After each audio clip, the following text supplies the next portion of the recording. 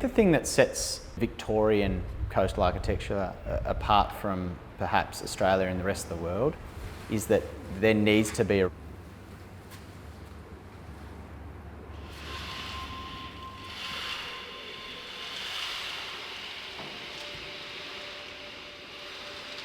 The site here, when we first approached, was occupied by a 1970s, late 70s, early 80s brick veneer dwelling. Pretty basic in its makeup. It was actually a building that was developed over several years for a generational family. So what that meant for my clients is that they essentially gave me a green site. It's a little sad to demolish a building for the sake of it, but this one I feel just didn't really lend itself to the site.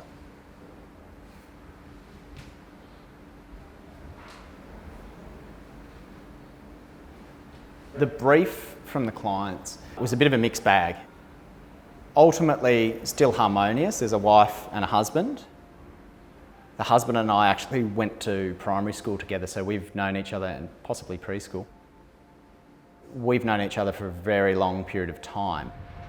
He had certain requirements around practicalities and pragmatics relating to the surf, which is his keen hobby. There were some pragmatics around the approach in the dwelling, how we enter, how you would deal with wetsuits, surfboards, hosing down, along with seeing the ocean and checking the conditions.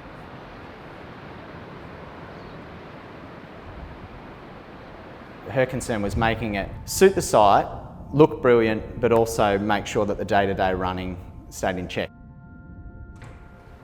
There was also a requirement for long-term use and longevity. This is intended to be a forever home for the family.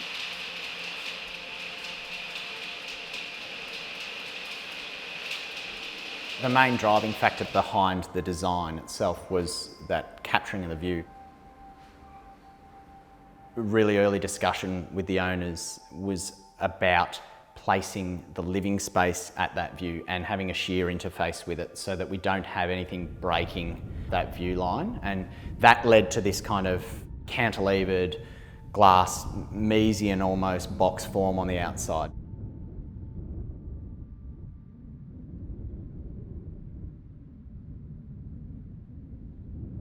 In terms of approach to the house, one of the fundamental things is you notice the form when you're walking up to it.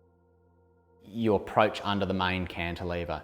So there's automatically, firstly, a sense of grandeur, but then it automatically compresses you down and you're funneled through a gate.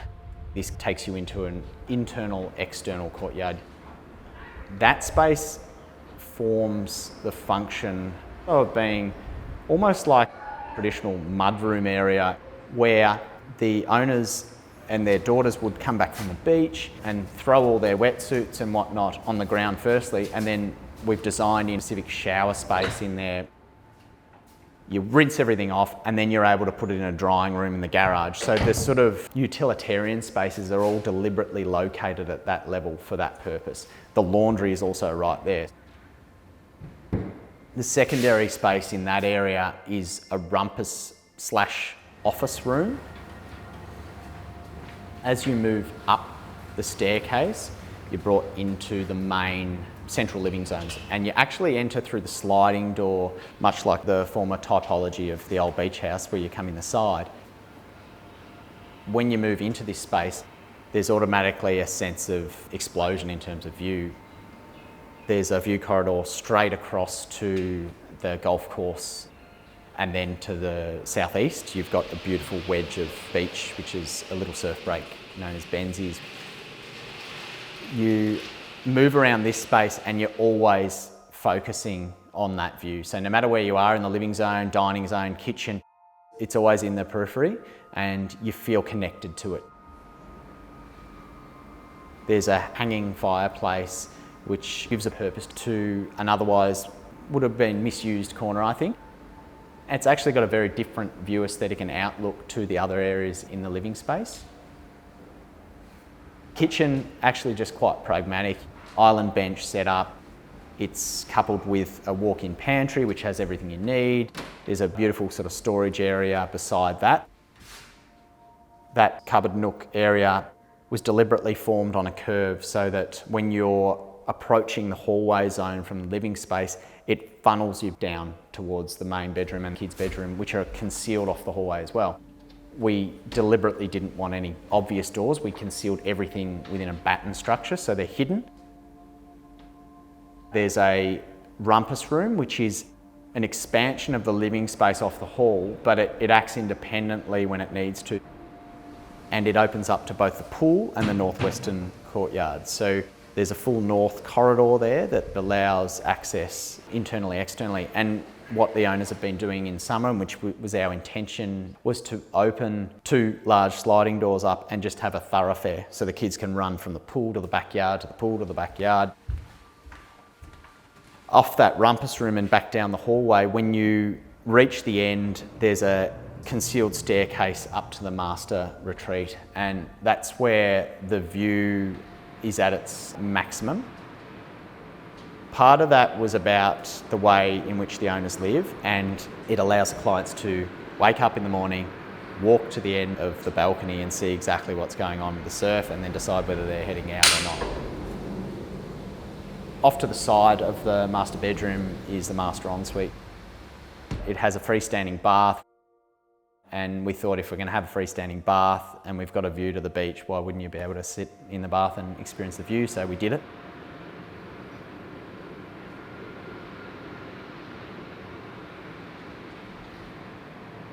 Obviously, coastal environment, so close to the beach, we needed robust and appropriate materials. Colorbond interlocking panel was utilised mainly for maintenance, but 2 for aesthetic. It's a really crisp, linear sort of detailing form that it provides for the building, but essentially it's a hose down operation. And the rear of the building, we did want to contrast. We utilised a charcoal timber product, so that again, limited maintenance, and it just subdued that rear box.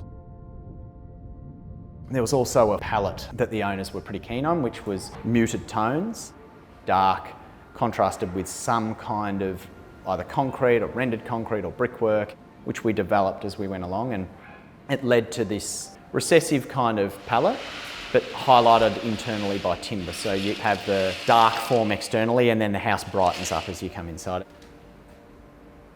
One of the things that I also like to tie in to materiality is water.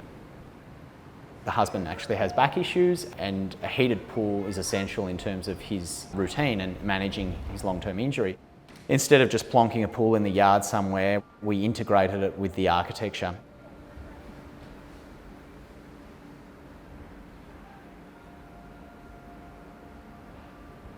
The thing that sets Victorian coastal architecture apart from perhaps Australia and the rest of the world is that there needs to be a robustness to the design here.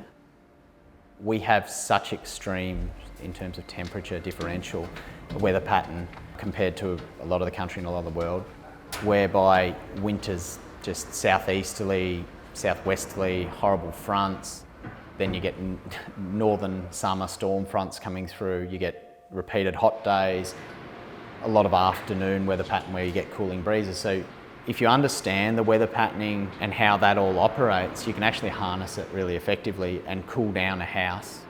And often in Torquay and Jan Juc, it's kind of a 5-minute operation if you have windows located in the right areas, and you can draw cool air through the house and expel hot air. The robustness also applies to the materiality, and if you don't specify correctly, there can be problems almost instantaneously. We just have such a saline environment down here. You need to understand the context, I think, of the area, and it's very specific. Done well, it's beautiful, syncs in with the landscape, and everything can sort of talk to each other. The house can function very effectively, but if done poorly, it's just an ongoing maintenance problem for clients, and people hate living with houses that they have to repaint every 6 months.